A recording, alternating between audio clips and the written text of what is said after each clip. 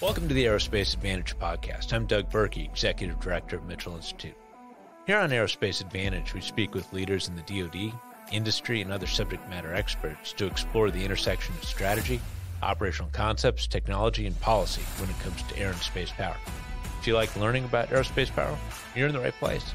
So to our regular listeners, welcome back. And if it's your first time here, thanks so much for joining us. And as a reminder, if you like what you hear, please do us a favor and follow our show, and give us a like and leave a comment so we can keep charting the trajectories that matter most to you.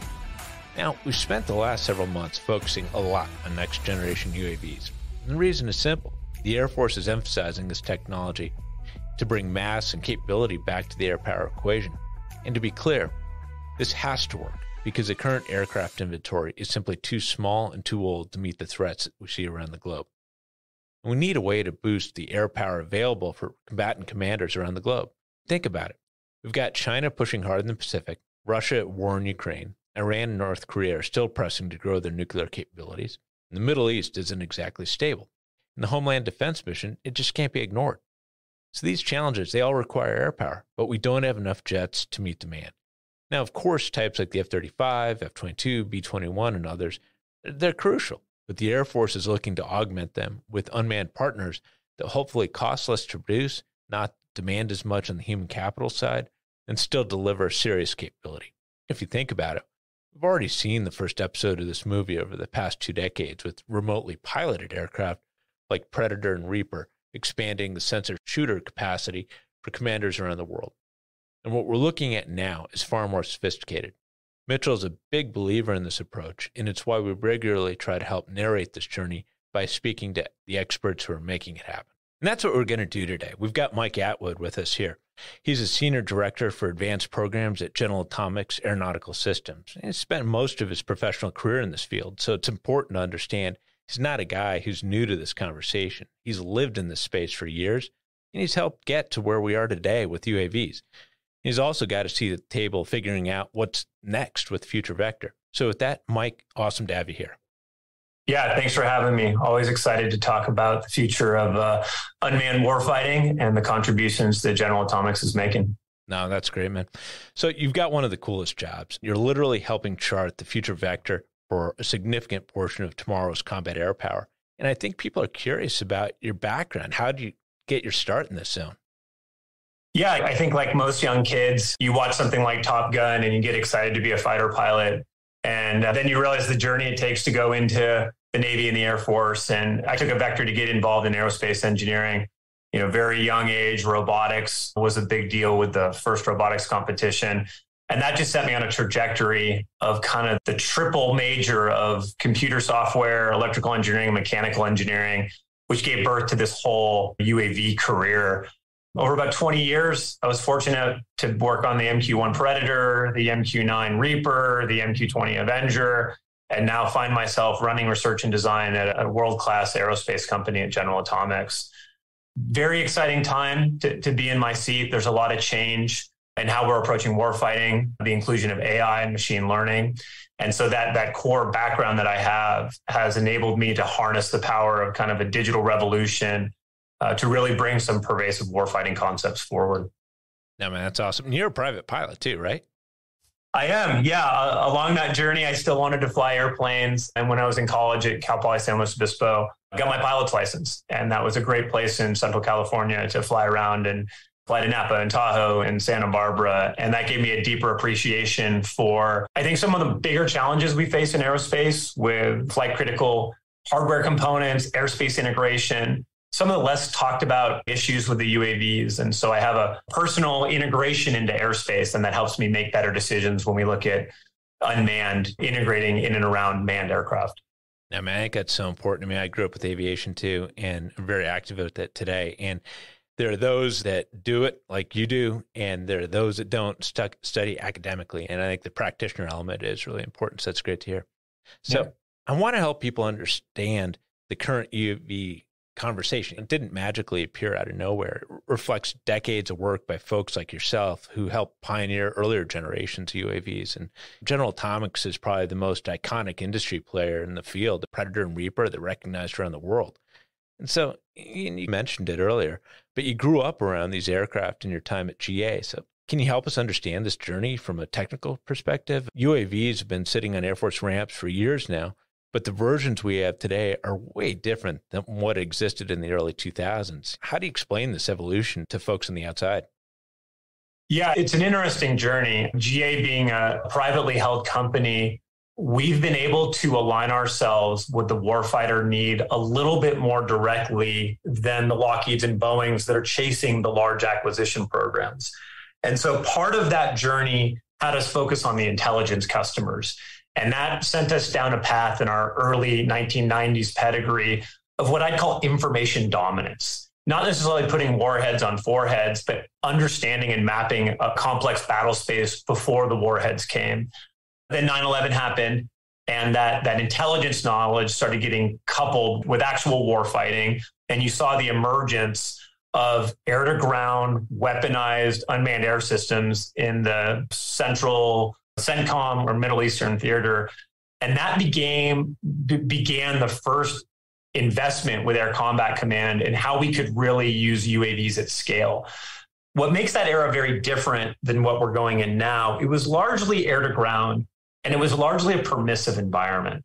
So we were able to slowly on-ramp technologies in somewhat of an engineering safe haven in the combat deployments.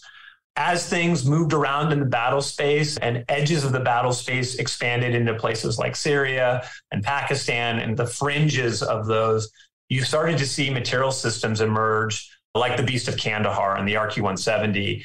And there was an obvious indicator that contested environments were going to come. Those systems were not needed at scale. They were able to do very specific mission sets, and they largely hid in the shadows of the UAV programs that were out there, with seeing videos always being Hellfire engagements from the MQ-9 and the MQ-1. As CENTCOM has died down a little bit, the counterinsurgency war, and moving to Africa, and then even Africa has died down a little bit, the Ukraine conflict and the emergent China conflict have really pivoted to a threat system that challenges the legacy UAVs. And so for the last 8 years, there's been a shift in the tech. And the shift in the tech has been to operate in these highly contested environments. China gets a huge amount of focus. You hear it from Secretary Kendall all the time. So now we define the highly contested. And that is a peer level system that's at or above our technical capability today. And so a guy like me working on research and design is called into action to have a much bigger imagination than I had in the first decade of my career. And so that helps draw the canvas by which we're painting these new air-to-air unmanned man-team platforms that are really aligned to the highly contested air-to-air battle vice the air-to-ground permissive battle. That's an awesome descriptor. I remember living through it and watching it, and now you nailed it. So was industry already anticipating this sort of transition? Obviously, there were programs like Skyborg, AFRL, and other efforts that were helping move the enterprise, or was this something that the industry was putting IRAD to on their own to move it, anticipating that this switch could come along at some point? How did that push-pull relationship work?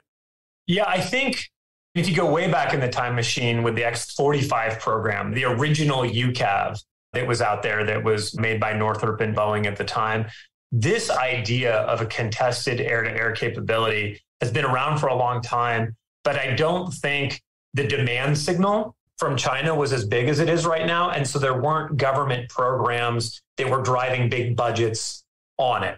So to your comment about IRAD, I think a lot of us chief technology officers saw that and started rebalancing our IRAD portfolios to focus on the technologies that would be needed within that, I'll call it unmanned combat air vehicle. And when I say that, I mean air to air. And so we have been spending a huge amount of IRAD on that. It wasn't until Will Roper, Secretary of the Air Force for Acquisition, came into play that he really started putting money behind the pursuit at a level that was significant, maybe to even dwarf a lot of our IRADs. That Skyborg was the anchor point. It was made a Vanguard program, which is the highest tier of risk-taking. Skyborg went very well for General Atomics and catapulted, I think, the awareness of what unmanned air-to-air could do to a level that we hadn't seen prior to 2020 calendar year. And I think that spark has ignited a wildfire of programs in and around unmanned air-to-air, highly contested operation. I think that's come at the same time as tensions with Taiwan and the integration with the Australians have doubled down on the geopolitical attributes of that. And the speed to ramp that we all feel, whether it's at the industry partners or at the government, is driving a whole new emphasis on including the technologies that we've been incubating to become real at the operational level. That's incredible. So walk me through where you see the state of play today. Secretary of the Air Force, Frank Kendall, has made it abundantly clear that he's all in on next generation UAVs. They tie into his operational imperatives in a lot of ways. So what's your take on this vision, and where do you think the service is trying to go, and why? You alluded to it with the threat, and obviously China's a driver, but what are other factors we should consider here? It's been interesting to watch Frank Kendall come into office and take over the reins from Will Roper. Will Roper is a fabulous R&D big thinker coming from Strategic Capability Office and MIT before that. What's different about Secretary Kendall is he understands how the defense apparatus works from an acquisition standpoint. A little bit, I think, better because of his experience than Will did. And so what Kendall's done is mapped a robust acquisition strategy around the emergent technology. And that's enabled us in industry to really start putting rubber on ramp in ways that was more R&D in Will Roper's era. And then in addition, I think mission analysis and modeling has showed there's a huge amount of value in mass. So much of our department events has been focused on the bald eagles, on the F-22s, on the F-35s, on the B-21s. I think Secretary Kendall brings a unique perspective that mass has its own value in the fight. And so you take a lower cost, more commodity aircraft mapped to a highly contested environment with a secretary that understands the acquisition cycle. You take that with all the incubation of the IRAD, and I think the Air Force really has a recipe for success right now. The biggest challenge that I see Secretary Kendall dealing with right now is the policy issues. If you have unmanned, weaponized air-to-air airplanes operating in a highly contested environment where they might be jammed and denied of communications, what authorities are we going to give warfighters to implement those mission systems? How is that methodology and tactics going to overlap with existing fighter tactics? And how do we find the right recipe of risk-taking to capability in the warfight? And it's not really like an engineering technical problem. It's more of a use of the product problem right now. And I think that's the phase that the Futures Group at Half A5 is working on in conjunction with Secretary Kendall. And I think that will drive what the average American sees on the ramp in that 2026, 2027 timeframe of this operational system. No, I totally get that. And the Air Force often refers to this capability as affordable mass at the tactical edge. In your opinion, how do you take that? What does it mean? And how could this new technology help manifest that vision? You referred to the bald eagles, the main platforms we think about, F-22s, F-35s, B-21s. Why would this be different on the mass side? Yeah, so we understand the bald eagles, and I'll switch my analogy just for a bit to kind of a Zippo lighter. You use it all the time. You have it your whole life. Your kids inherit it. You know, that is our F-22. That is our B-2, our B-21. On the other end, even prior to Will Roper's era, there was a lot of experimentation with AFRL in low-cost attritable platform sharing. And I'll equate that to the match. It's this thing you use on demand when you need it, highly consumable, less than 1,000 flight hours, and has a limited op tempo, but you can instantaneously bring mass. I think in the middle of those two is the BIC lighter. And I think largely we've determined that though the match has a key role in the early stages of conflict, it can't maintain the mass operational tempo that's needed in the fight. And so landing gear and runways and working from agile combat environments has been the Goldilocks point for the Air Force and where they've ended up. And I think that confluence of understanding the high end, understanding the low end, and then right sizing it, doing a quick check with the technology and making sure it's realizable in the timescales that we want is the moment that we're living in. And I think it all fits together in a nice puzzle. And I think the emphasis right now is on the Goldilocks, that kind of it's just right for schedule, cost, and performance. How do the labs play into this? You mentioned Will Roper, efforts he initiated. Obviously, DARPA was very big. Your Gremlins program is tied to that. Has that really been helpful for helping actually build concepts and test them and really prove out ideas? Or how does that role fill with the lab? Yeah, the lab has basically poured the foundation that the house of this UCAV is being built on. If it wasn't for the efforts of Air Force Research Labs, Dr. Mike Gregg, people like Greg Addington, which are the founders of the research and design piece of it, we wouldn't be at a mature state to realize Secretary Kendall's timescales really at all. DARPA is interesting because they're DARPA hard. And I think DARPA always strives to make the disruptive capability. So while AFRL is more maturing what is needed right now and bringing sixth generation to reality at an affordable price point, DARPA is doing these leap ahead capabilities. And for us, DARPA has provided some amazing signals intelligence capability, like algorithms, some amazing sensor hardware and the miniaturization of IR sensing. They're really pioneering the deep learning and AI, the faster than real time, the quantum computing that we hope to get to some days. I think the DARPA programs will on ramp with the kind of conversation that we've had so far in the farther out future and be even further leap ahead technology on top of that core aircraft we're going to see in 26. DARPA right now, one of the exciting programs that I can talk about is what's called Liberty Lifter, which is a wing and ground effect seaplane that does some very innovative flight controls on the sea and uses ground effects and can fly over islands. That's essential in agile combat employment. So you bring that disruptive basing through unmanned cargo aircraft that are sea skimming to then resupply this kind of amoeba forward basing concept that's harnessing UAVs that are built around unimproved fields and short runways. And all these pieces start to play together. And so each of these organizations, whether they be SCO, DARPA, AFRL, even Army Research Labs is doing some pioneering work in the air-launched effects. It's all fitting very nicely together. And for the first time in my career, in my 2 decades doing it, I don't feel it's redundant, and I feel it's very additive. Now, last time we talked, you were telling me a story about flight test and some of the exercises you've been involved with. And oftentimes it is thanks to the labs and all that. And you had a story about an inventor out at Edwards, and it really helped change how you thought about the technology in ways that you might not have if you just kept it in the academic realm. Could you share that with the audience? It was really helpful to me to kind of get my head around it. Yeah, I can. It actually was done on a GA IRAD test, so it's a little bit easier to talk about. But we have a MQ-20 jet-powered UAV that we use to do general software development on, and it's based out of our Palmdale area. And we fly that, and we do different software experiments, and we're now at a level where we're flying reinforced agents. And what that means is we basically go in a training environment. I call it a dojo, where we build a version of the physics where we basically tell the computer to try every possible permutation of how you could behave with aircraft roll and bank, how you can control your sensors, how fast you go, how high you go. And it runs through every possible permutation of the state space and generates this thing called an agent. And you can think of that as a software program that tells the airplane what to do. Using an MQ-20 configured with a Starlink capability over the air, we add this agent to the airplane while it's up flying in and around Edwards. And the plane looks into the Edwards airspace, and it looks at an F-35 or a F-16 from a test pilot school or a KC-135 taking off, just doing general operations. And it tries to reason its way through what it's seeing and how to behave and how to act.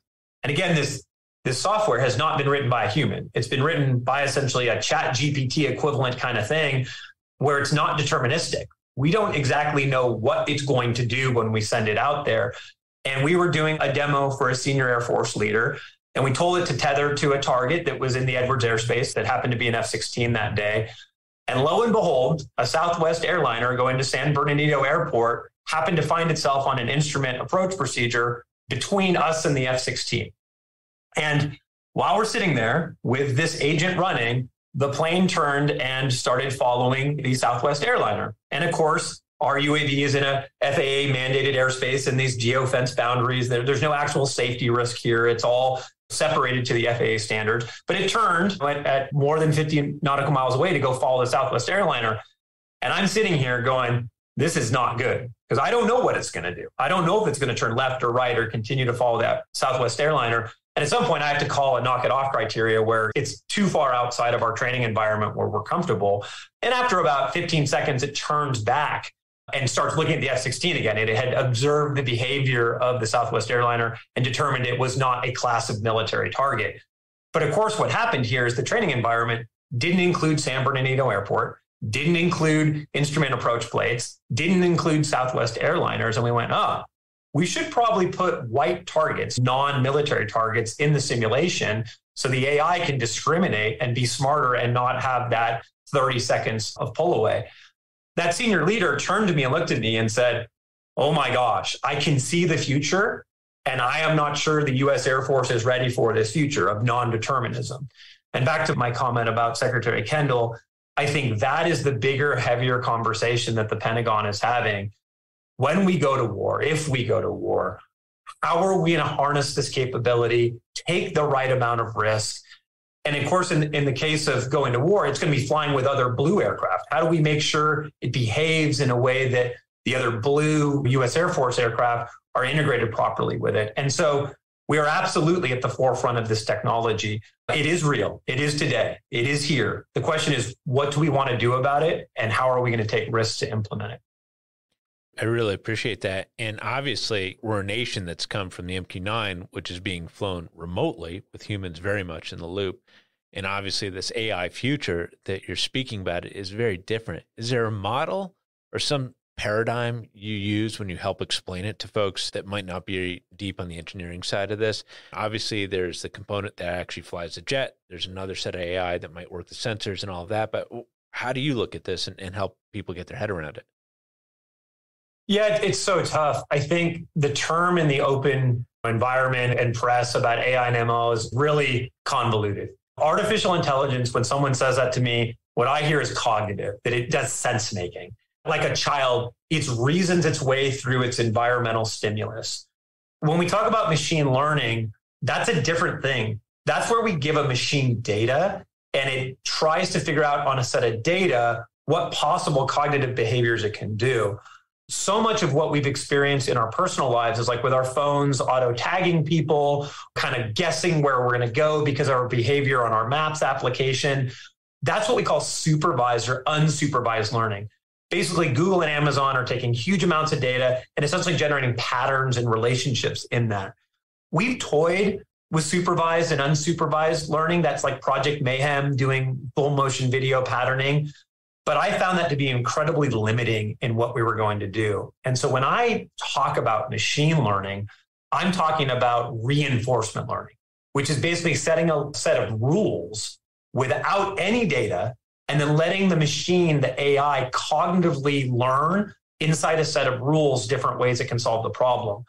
So the AI ML that General Atomics works on is largely reinforcement learning, which requires no data, which is a great way to go when you're starting to work in the highly contested, where the US doesn't have a lot of data on how our adversary works in a highly contested environment of all these military systems that maybe we don't know about or can't easily have knowledge about to put in the training environments. So it's very different than what people experience with Amazon Alexa and Siri, because all that's supervised deep learning on large data sets. This new world of reinforcement learning is really changing the game. But again, that comes in the face of not being deterministic. We don't quite know what it's going to do because we didn't train it on a data set. So I don't know if that helps, but it puts a construct around these ubiquitous terms of AI and ML. No, it's crazy helpful. So when we look at the future of the industry, in the past, you had your airframe builders and you had other subcomponents that were more physically industrial age based. When we look to what the future might hold, do you see a zone where you still have your airframe builders, but then AI is a different set of vendors and perhaps more plugs and plays in a more open mission systems fashion? So when better versions come on board, you can just upload those to the physical airframe and that still executes, but it has a better brain, so to speak? Or how does that play out in the future? Yeah, I think the way you described it is the goal. I think the reality of implementing the goal is very hard because to the discussion of training and reinforcement learning, the agent is intimately tied to the behavior of the physical entity, right? If you're a pro athlete, your AI is going to have a different set of responses to the world than if you're a toddler just not learning how to walk. And so you can't completely divorce a software load of behavior from the physical instantiation of what it is. So what we try to do is we try to break down the physical into maybe an airplane, a set of communications, a set of sensing equipment, and we make agents that are good for electro-optical systems. We make good agents that are good for radar systems. We make agents that are good for barrel rolling, flight dynamics, UAVs. And we have smaller agents, but at some level, those agents have to be co-optimized to work together. And right now, it's only the lead system integrators that have the knowledge sets to take all the sub-agents, combine them in one bigger training environment, and then have the higher level behaviors that are the kind of more macro warfighting level come together. So I would love to see it if we could have a smaller company like Shield AI completely in a vacuum develop an agent for a UCAV aircraft that General Atomics might make, but it's somewhere in that development stack, in that DevSecOps, you're going to have the two to play together. And I think there's an LSI role where either the aircraft systems are given to the machine learning vendor, or the machine learning vendor gives their submodels to the lead system integrator. But it's not as cut and dry as just segregating it all. And you use the term OMS, Open Mission Systems. That's really holistically separate from AI ML. OMS is a way for things to plug and talk. Think of OMS as like the invention of Wi-Fi, that I can go to my house, I can buy a toaster, an iPhone, a TV, and I don't know, my electric car that's in my garage, and they can all communicate and plug and talk. That's what OMS gives. That doesn't really give me the AI software that does that. So AI rides on the transport layer of the communications of OMS, but OMS and AI or AI ML are very different things in themselves. Yeah, it is really, really impressive how you're breaking this down. What we're looking at right now in many ways is a generational reshaping of the aerospace industry. GA was one of the first new entrants that scaled since the end of the Cold War in many ways. And now there are a lot of other players in the mix.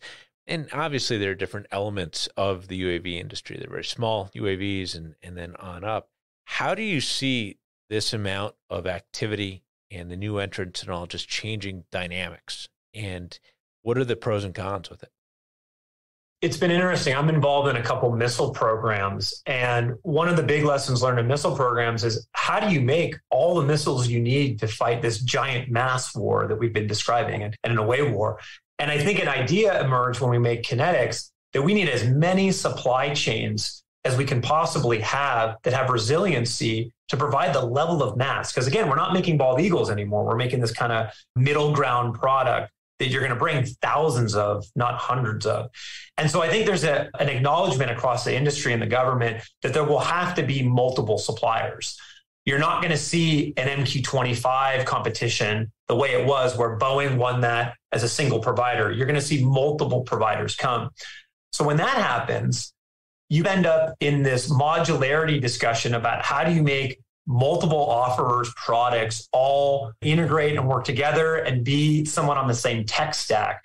What comes from that then is a skateboard genus concept, much like you see Tesla doing or Rivian doing, where they basically build one substructure, one skateboard, one propulsion drive unit, one vehicle management system, and they layer multiple adaptable products on top of that. So for Tesla, the Model X, the Model S, the Model Y, the Model 3 are all basically built on the same underlying skateboard technology. The difference in the Department of Defense is we're saying that the Model 3 will be built by General Atomics, the Model Y will be built by Boeing, the Model X will be built by Lockheed Martin. And so we're trying to unify on a kind of genus skateboard that we can all adapt from and use.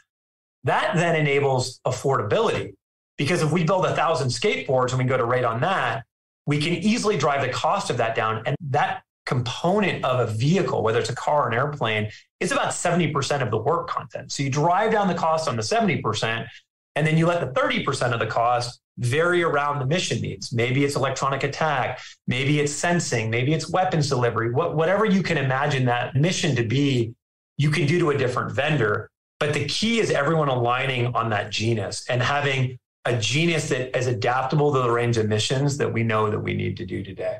So what do you think the future is going to hold for airmen that are going to be on flight lines in the future? If Secretary Kendall's vision plays out, what's that flight line going to look like? What are future mission packages going to look like? I don't think it's a secret that we can't even staff our fighter pilots today for the planes we have let alone if we create even more of those fighter planes. So I think you're going to see manning within the Department of Defense largely stay the same. So you're going to have the same number of men, but they're going to be able to project more combat power.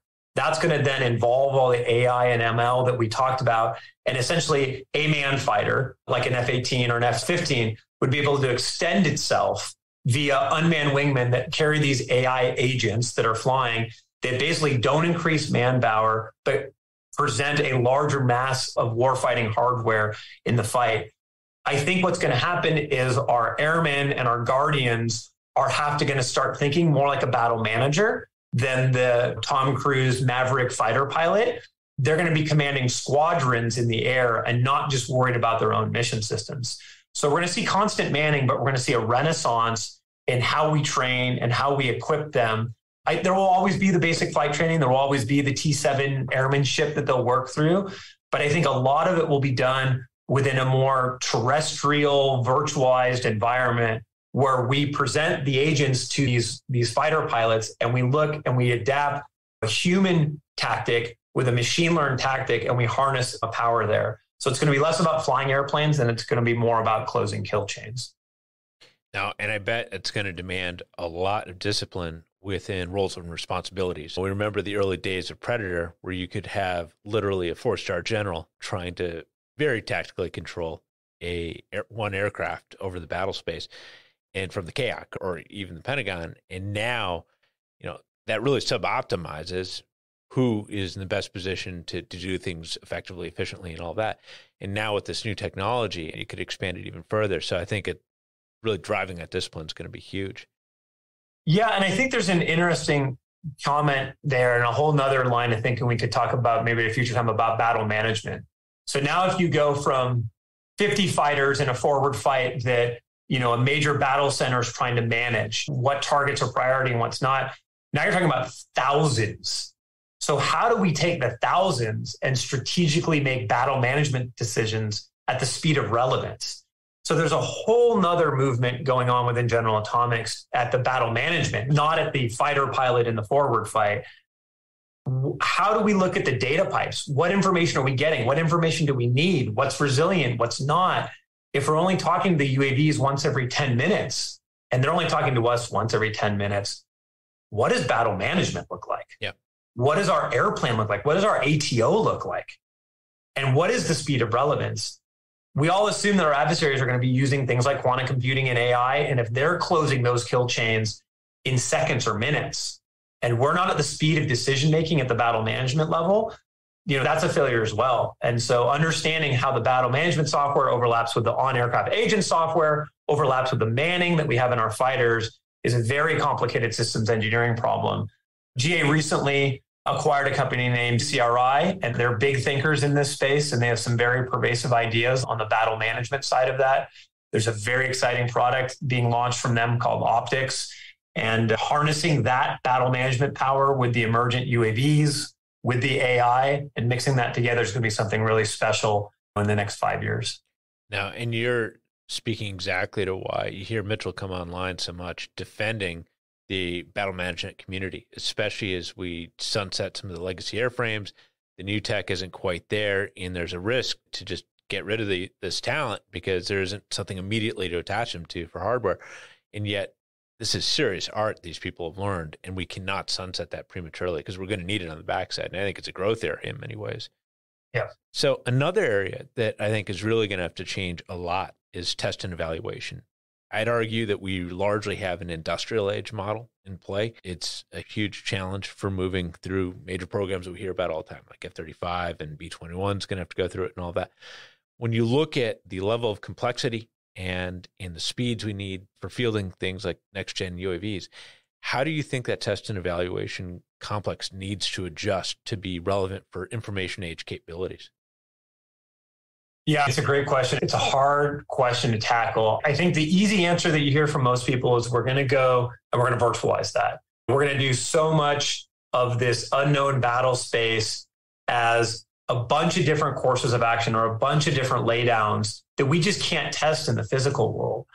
But to the example that I gave earlier of how we test our AI out on the range, the testing is going to pivot to understanding all the things that aren't in our virtual environment. So we're actually not going to validate and verify and test. We're going to find the gaps in our virtual simulation.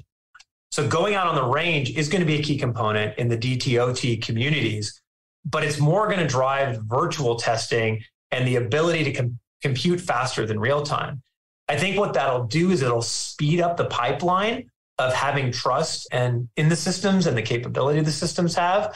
But we're going to have to accept that culturally. Back to, I think, Secretary Kendall's biggest challenge is that's going to involve taking risk in the test domain to put our trust in these virtual environments. And we're going to have to find that right balance of verifying the models in flight tests, finding the gaps in flight tests, and then working through that loop.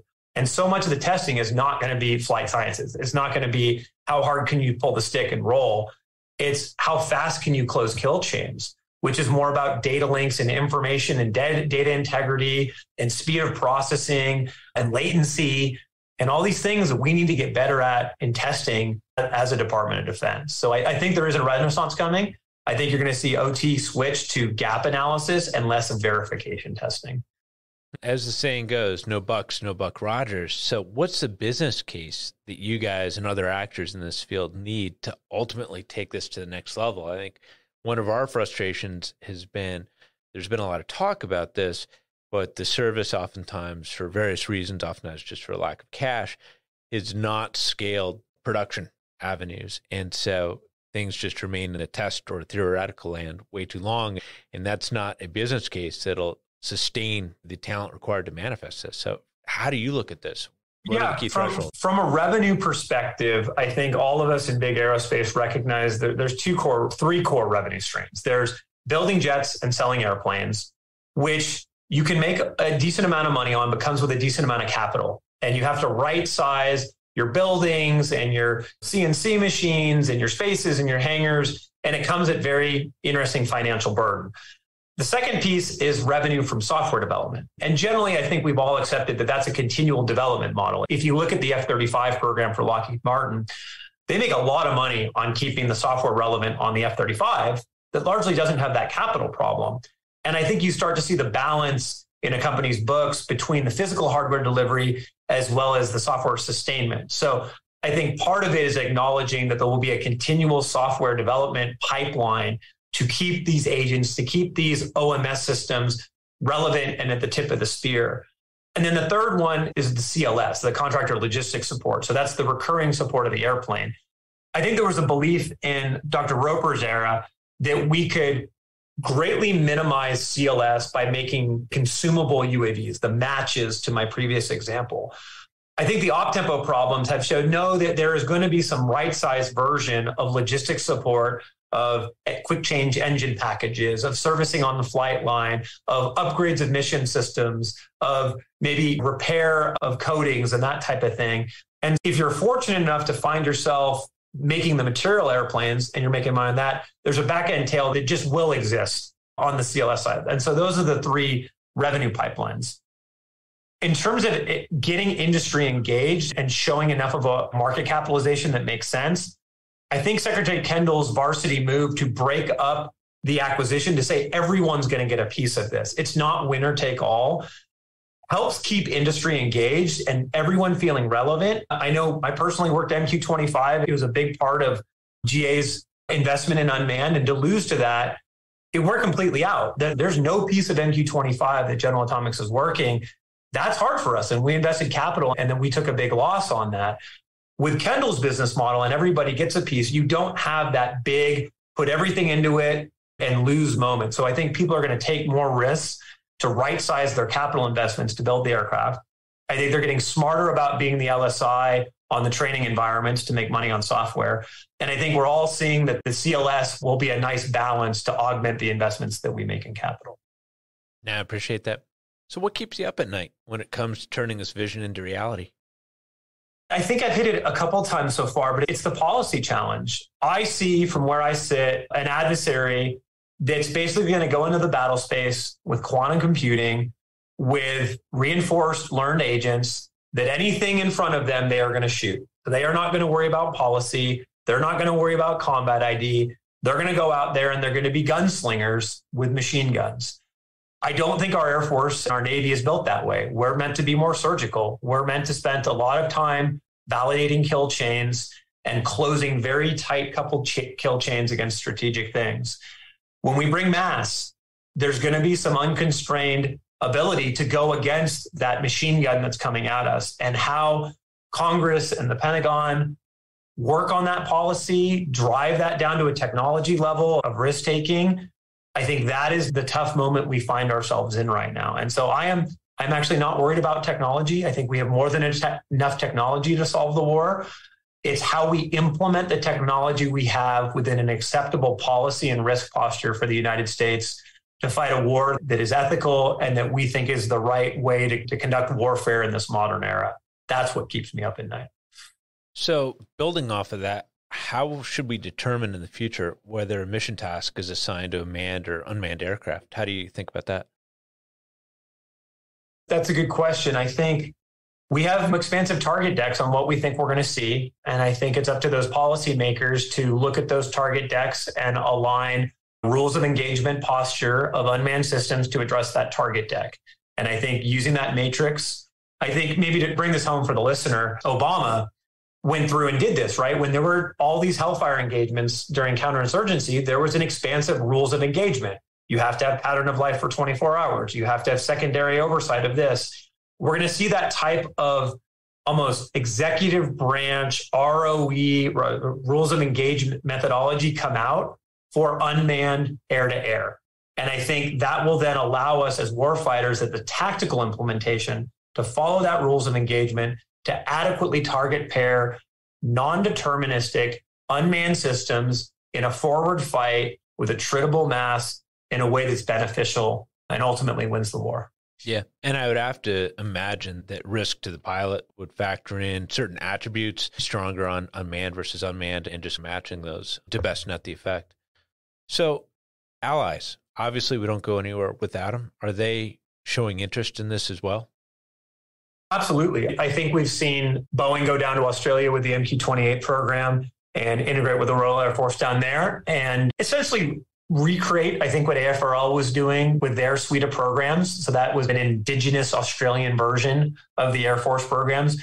We've seen the UK on the heels of the UK Protector program dabble in a program called Mosquito, and much like the Australians, recreate for their own journey what kind of AFRL and DARPA had been doing within their programs. I think what that's allowed them to do is come up the curve on the systems engineering and the complexity of these systems. I would say that the U.S. seems to be significantly in front of bringing it all together, the brain, the body, and the mission systems, and doing relevant testing. I'm hopeful that the products that General Atomics is making will be exportable. We call that our Gambit portfolio of aircraft, where we would export UCAV technologies to our allied partners. But I'll tell you right now, we're really focused on the leadoff hit with the domestic United States to prove and work through some of these policy issues. And I think the heels on that work in the 3 to 5 year time horizon will open up doors for export of those systems. That will also allow our UK and Australian partners to come up that learning curve a little bit on how they want to implement that. I'm really excited on what I see with the Australians and what they've stood up down there. Where they've ended up with their MQ-28 program has been exciting to see their readiness to accept what we're making in and around the domestic program. So they will definitely be a part of it, but I don't think you're going to see the foreign military sale contingent of that for at least 3 to 5 years. Yeah. And again, it harkens back to something else you talked about, policy. It's going to be so important to unite these there when we engage together. We're reading about what you guys are doing in future years. How should we grade your homework? What are the big picture elements you think we should be tracking to assess how this is going? Yeah, I think it's proof in the pudding. You know, being an R&D guy, I'm accused of being Mr. PowerPoint, Mr. Lightning Bolt all the time. It's all smoke and mirrors and not real. I think all the industry partners need to show up and have to be flying airplanes of relevant capability. I went over a story of just one example of how we do that. The real world is different than the virtual. And unless companies are on-ramp testing, and that can be with surrogates, it doesn't have to be with the exact right aircraft.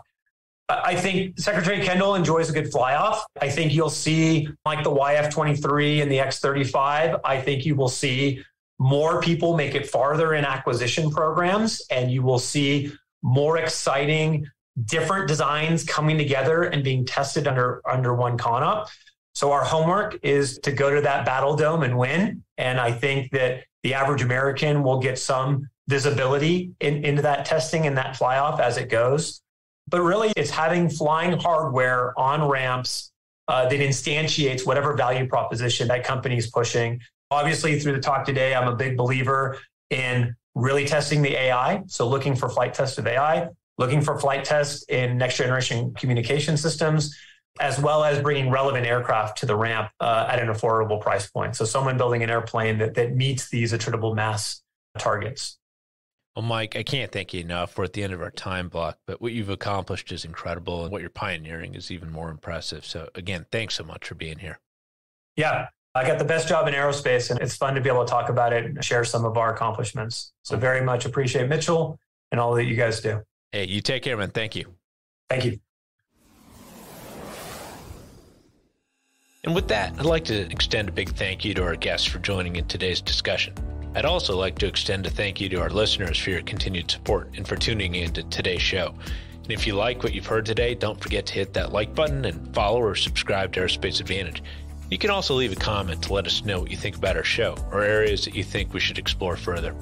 And as always, you can join the conversation by following Mitchell Institute on Twitter, Instagram, Facebook, or LinkedIn. And you can always find us at mitchellaerospacepower.org. Thanks again for joining us. We'll see you next time.